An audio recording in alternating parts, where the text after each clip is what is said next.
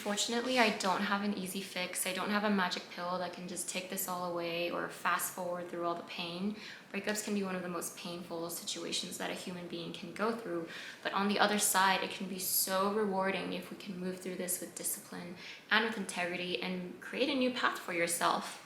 I've been through a couple breakups myself, and actually one very recently, and I just felt it would be very helpful to walk through my experience and share it in hopes that it could help some of you guys, because unlike previous relationships ending where I literally felt like I was gonna die, I couldn't get out of bed, I couldn't eat, I was throwing up food every time I tried to eat. This time I just feel like I'm so much more grounded and in emotional control than I have ever been in my entire life. So I just wanted to share that process with you. Whether you're currently going through a breakup or you've already gone through one, but you just feel like you're stuck or you're not quite whole or healed, I hope that you can find some helpful insight from this video. Okay, so first I want you to extend yourself some grace. Whether the breakup was an amicable one or a very nasty one, a messy one, breakups are never truly easy. You spend months or years with this same person, sharing your life, texting every day, talking every day, watching movies together, building a life together, and to suddenly have to separate from that person when you've been so intertwined is no easy task. So if you find yourself missing them, don't beat yourself up like, why can't I just get over it? I should just move on. Look at, they've moved on. Why am I like this? Why can't I just control how I feel? There is a scientific reasoning for why you miss somebody. And understanding what is biologically happening in your brain is the key to getting over, or at least the first step to getting over a breakup. Studies show that recently broken up people actually exhibit the same brain activity as people going through drug withdrawals. Your brain is so used to getting a dopamine fix from physical touch, emotional connection, validation from your partner, that when that suddenly goes missing, even though cognitively you know that you're broken up, your brain is still expecting that dopamine reward to come in. So your brain is literally in withdrawal, so be kind to yourself. You are rewiring your brain, and that is not an easy task. But with that being said, be patient with yourself, but don't wallow in self-deprecation. This is not the time to sit there and go, I don't know what to do. I don't know how to move on with my life. He or she was my everything. I mean, we lived together. We had a cat together. Who am I without this person? I'll never find love again. I hate dating, blah, blah, blah, blah, blah. No, I want you to congratulate yourself instead. Just look in the mirror and say, congratulations on finally setting yourself free from something that wasn't bringing you any happiness. Congratulations on finally learning how to set your boundaries. Congratulations on finally being given the freedom to pursue your passions again. Congratulations from walking away from something that wasn't bringing you the highest fulfillment, that wasn't bringing out the best version of you, that wasn't giving you a healthy and safe space to be loved and to love. Breakups are literally the best opportunity to evolve into the highest and best version of yourself that anybody has ever seen. So take this chance. Don't be that person that, just, my ex was so bad, they did this to me and blah, blah, blah, poor me. Okay, I'm just gonna move on and not process my emotions and carry all of my baggage into the next relationship without doing any self-reflection. Don't be that person. Because here's the thing, it's never truly about the ex or whatever ex, how many exes you've had.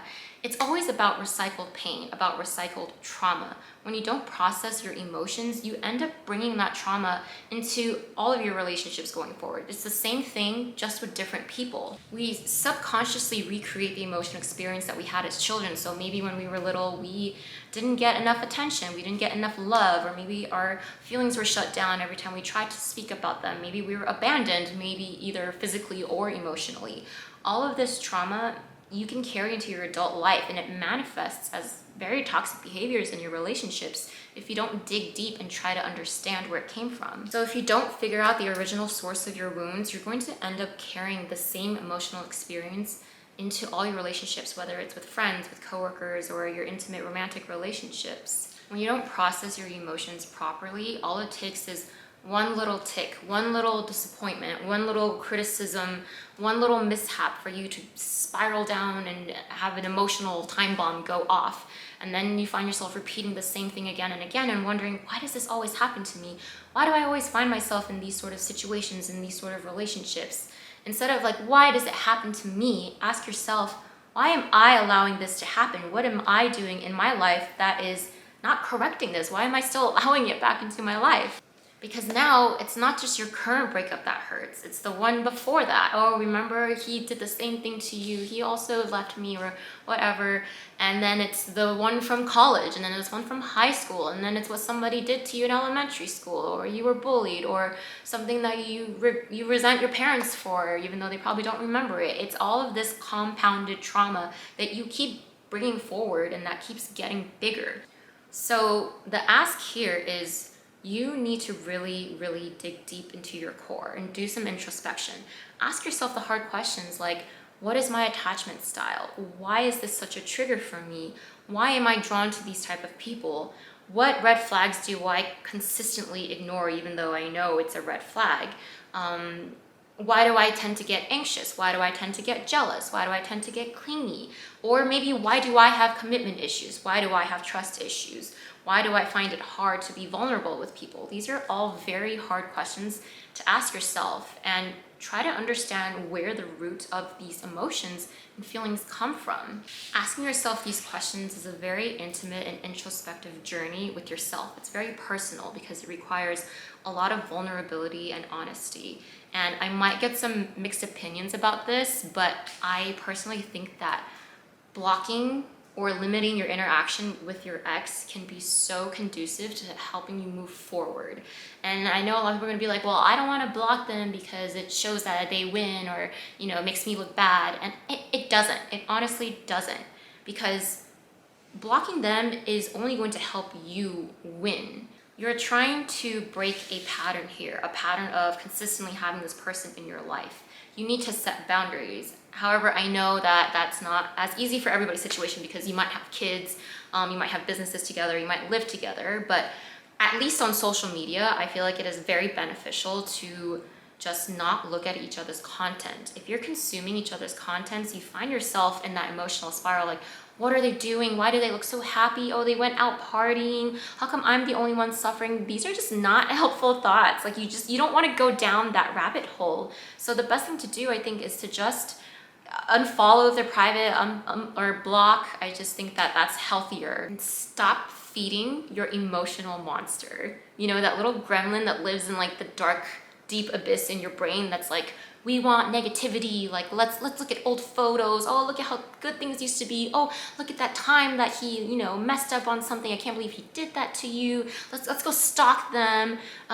Let's go talk crap about them. Let's go bash on them. Let's make everybody understand what they did to hurt us. It's all their fault, blah blah blah blah blah. All this negative trash talking. Don't feed that emotional monster.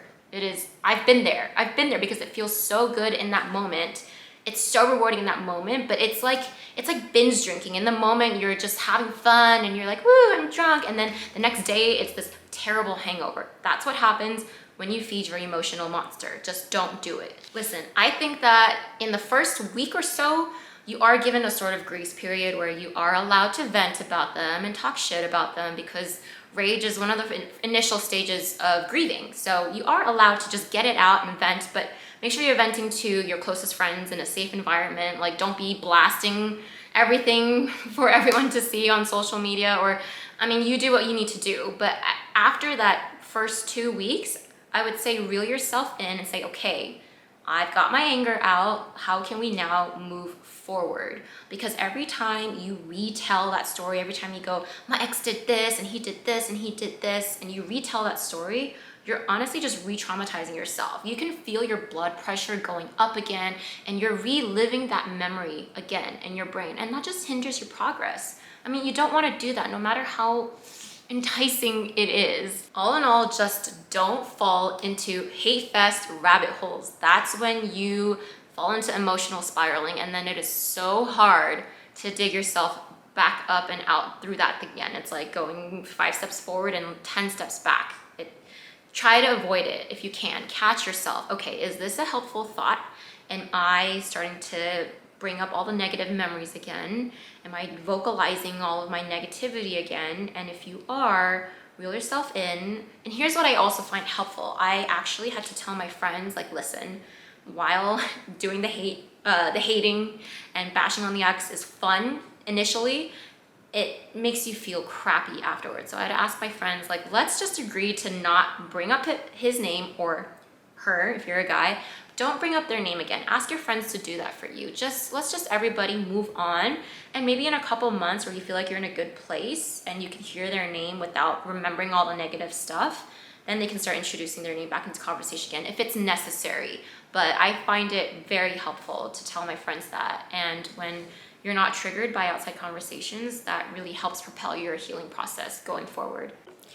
I'm losing the sunlight. Okay, a couple more things. I find it very helpful to change up your routine, your day-to-day routine, because you're so used to doing things with your ex, right? Maybe you live together, or even if you didn't, you sort of plan your life and activities around them. Like, hey, do you want to go to the pumpkin patch this weekend? This new movie just came out. Let's do that. I think it's important to first get back into the routine that you had before you met this person. Maybe you would wake up and journal, or go to the gym and make your own breakfast and read, listen to a podcast, and then get your work done and meet up some friends. It is so important to reclaim your life back after you break up with this ex. Sometimes I think it's helpful too to change up the little small things that you do, and maybe it might be doing your makeup a different way, or discussing different topics with your friends, maybe picking up a new hobby, or even dyeing your hair. Not saying that you should chop off your hair and like dye your hair bright pink. If that's what you want to do, go for it, but just be careful that you're not doing that out of a bad place. Like, if you're doing that, do it because you truly want to.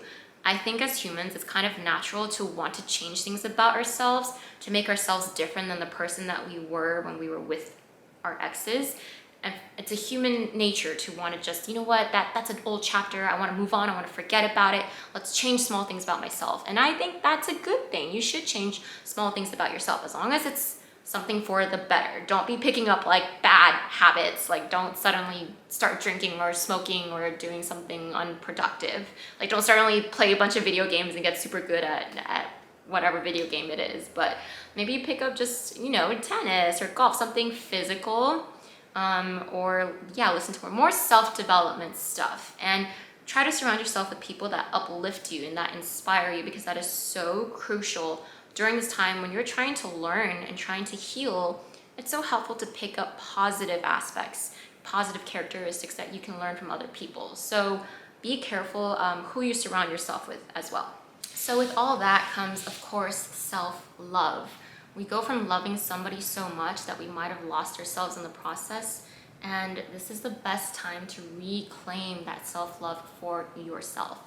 Do self-care, take care of your skin, take care of your body, take care of your mind, and set clear boundaries. Start practicing with friends so that you don't find yourself in relationships again where you feel like you are compromising in order to appease the other person because you're afraid that they'll be upset, or that they won't like you, or it'll turn into a fight. If you can integrate these little habits of setting boundaries within your friends, or maybe with strangers or in the workplace, if you start there, you will get better at it. And by the time you're ready to date again, you'll be able to recognize red flags much easier, and you'll be able to put your foot down when you feel like something is not aligning with your highest path. But with self-love also means give yourself grace. It's important to reflect on our role in the relationship, some things that we might have done wrong or that we could have done better. Like, maybe we needed to be better about communicating our needs. Maybe we needed to be better about catering to our partner's needs, about being more vulnerable with them. Whatever it is, reflect on what you could have done better, but don't sit in it. Don't wallow in shame. We need to break the shackles of shame. We need to stop thinking that we're the problem, and that because of us, a relationship failed. We're not wanted, because none of this is true. A relationship love is never a failure. Love and relationships are never failures, because there always is a lesson. And that is a huge blessing.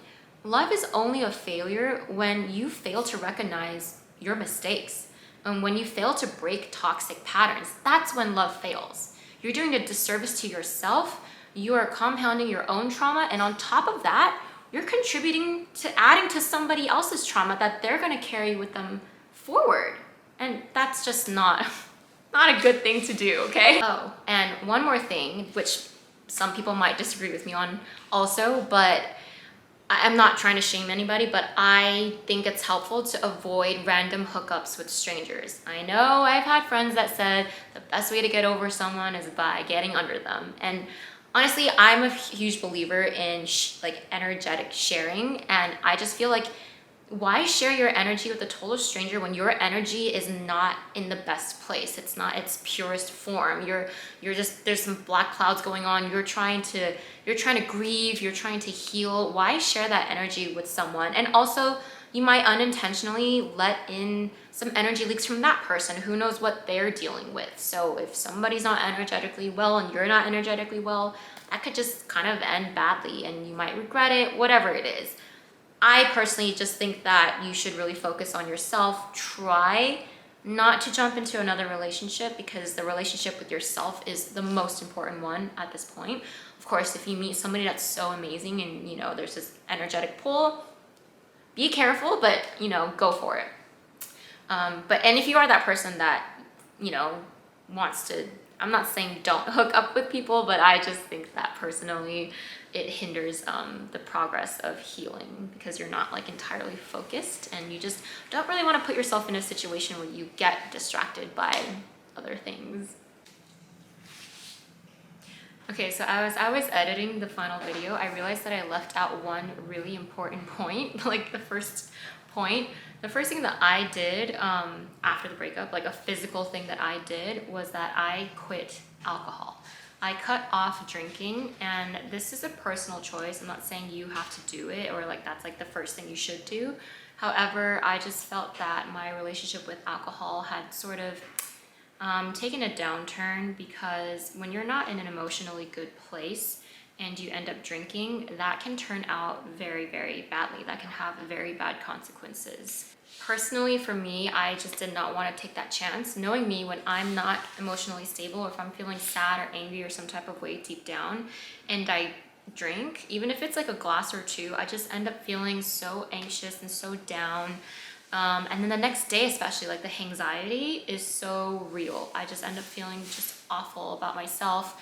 My outlook, my perspective, I'm just in a terrible mood. And you're already in a mood when you're trying to go through a breakup, and adding alcohol to that mix just seems like a recipe for disaster.